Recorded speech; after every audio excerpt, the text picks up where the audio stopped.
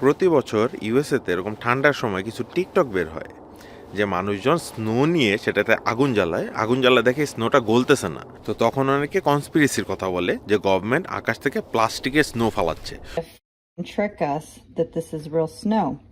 You'll see it's not melting The hell? and it's going to burn. No way. Snow don't burn.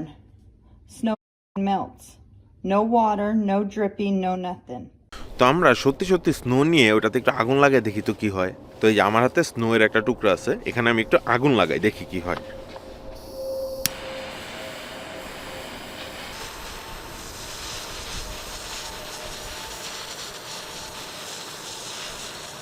তো আসলেই তো গলে না, স্নোটা একটুখানি এখানে গর্ত হয়ে যাচ্ছে যেখানে আমি আগুন দিচ্ছি, কিন্তু গলে টপ টপ করে পানি পড়তেছে না। তো কনস্পিরেসি থিওরি বাদ দিলেও যেখানে কিছু তো একটা হচ্ছে, কোনো তো একটা ব্যাখ্যা আছে। তো এটা যদি আমি চুলার উপর দেই স্নোয়ের টুকরাটা, তাহলে আমরা বুঝতে পারবো। তো স্নোয়ের টুকরাটা গলতেছে ঠিকই, কিন্তু স্নোটা একটা স্পঞ্জের মতো কাজ করতেছে।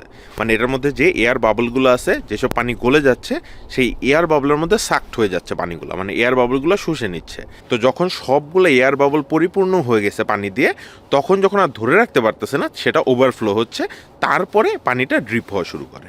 তো এটাই হলো এই কনস্পিরেসি থিওরির ব্যাখ্যা।